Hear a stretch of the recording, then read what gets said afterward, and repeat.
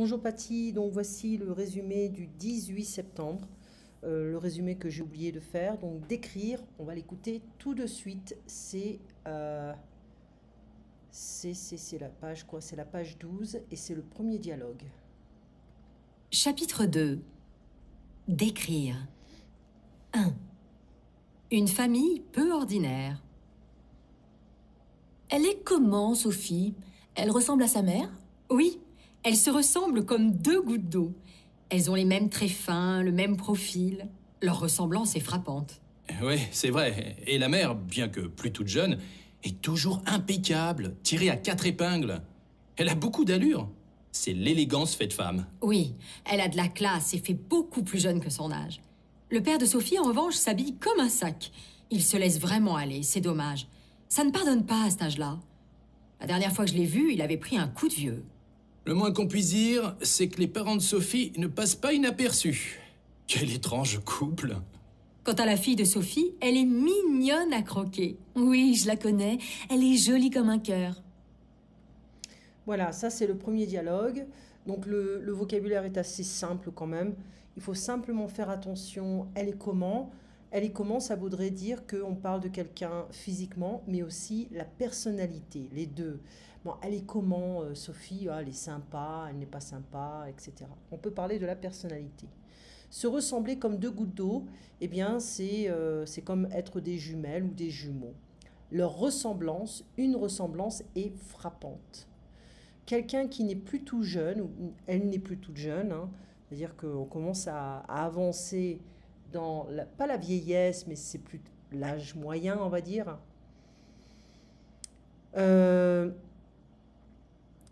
Impeccable, tiré à 4 épingles, c'est quelqu'un qui s'habille très bien, et c'est très propre, la personne est très propre, les vêtements ne sont jamais froissés.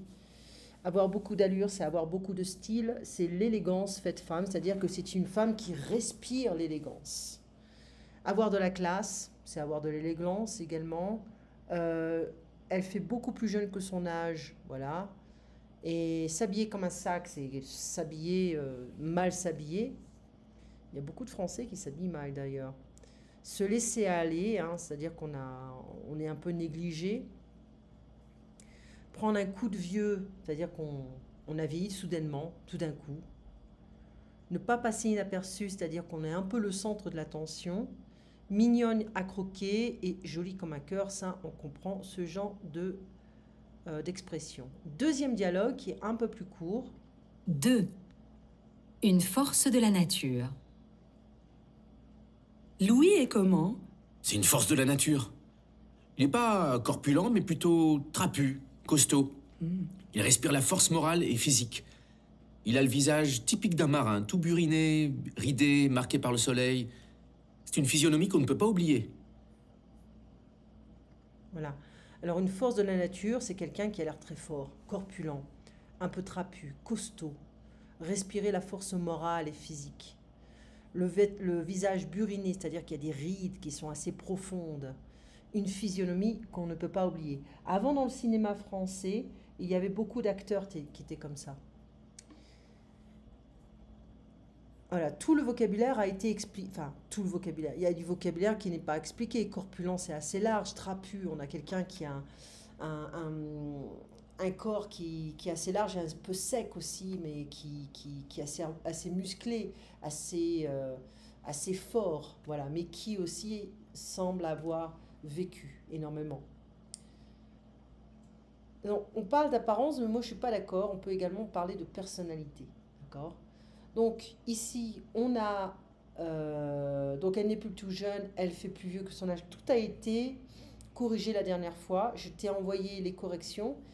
Donc là, c'est 3 générations de femmes qui sont très similaires. La grand-mère, la mère et la fille, qui ont le même sourire en fait, c'est marrant.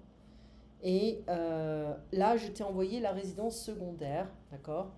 Alors, concernant Skype, voilà, donc ça c'était...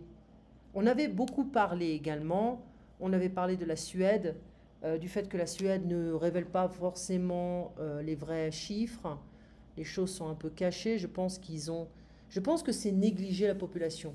parce qu'ils veulent continuer à avoir une économie qui ne s'arrête pas.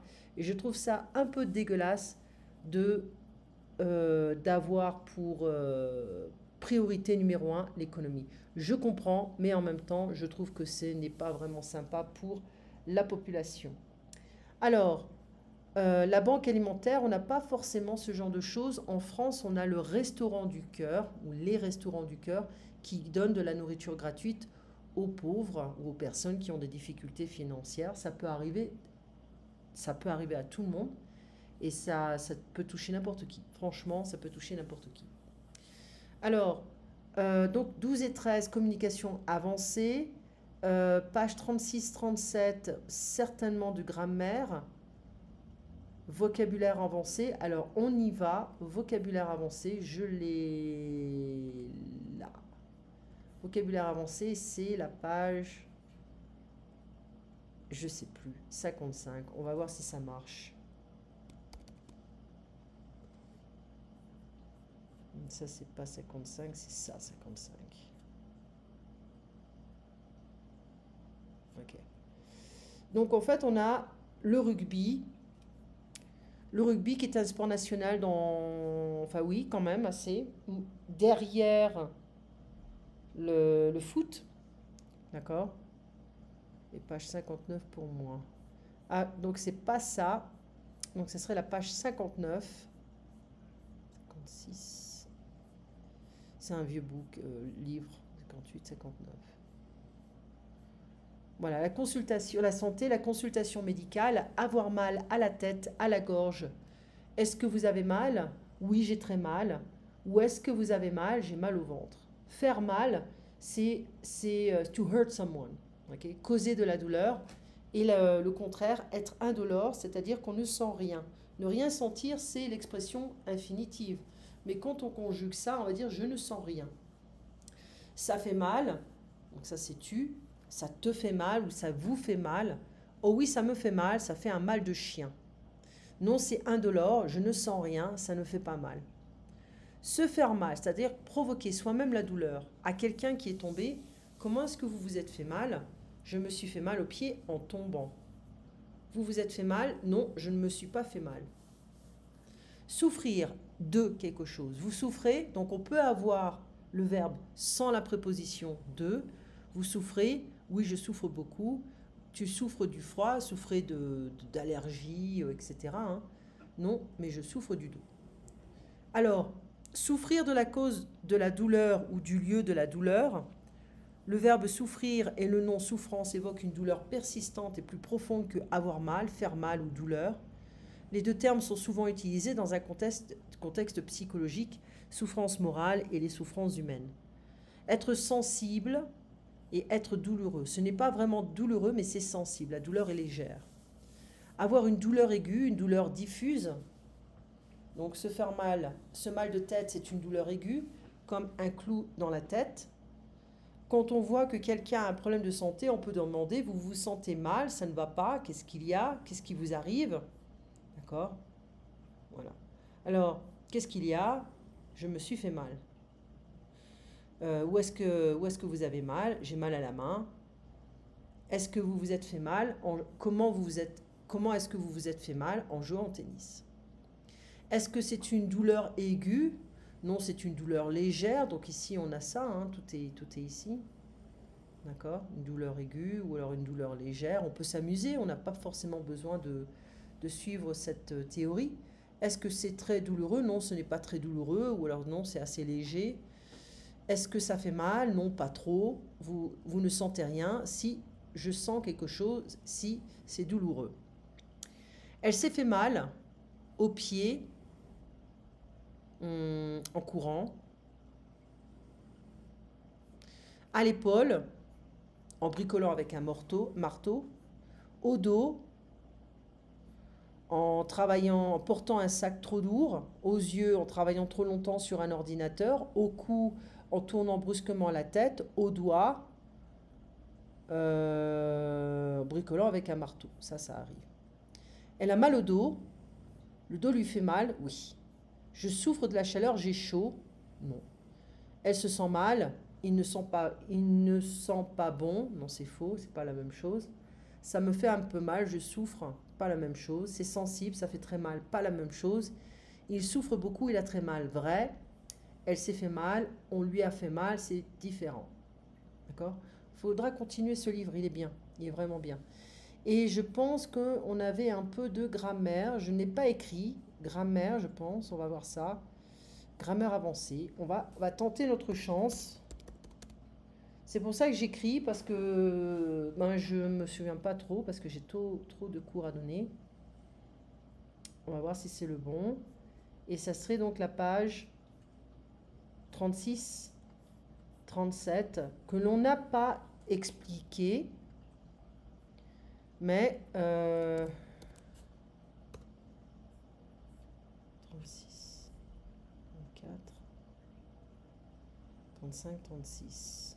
Ah oui, donc la continuité, l'imparfait, le passé composé, le passé simple. Alors on sait que l'imparfait, le voici, je lisais, passé composé quand il est arrivé. Donc on a une action qui continue et qui est interrompue peut-être par l'interruption de ce monsieur. Ce jour-là, il lisait quand elle arriva. On a un passé simple. Le passé simple est utilisé uniquement à l'écrit. C'est très rare de l'utiliser à l'oral. C'est très désuet, c'est très vieux. Voilà. Il situe l'action avant le moment où le locuteur parle. Ce soir-là, nous dînions sur la terrasse. Soudain, un orage a éclaté. Donc, le porteur de mauvaises nouvelles, c'est le passé composé. Ce matin-là, il écoutait de la musique. Soudain, un orage éclata, passé simple. L'imparfait indique que l'action est montrée en train de se faire dans le passé. L'action est en cours, elle n'est pas finie dans le passé. On dit qu'elle est vue comme non accomplie dans le passé.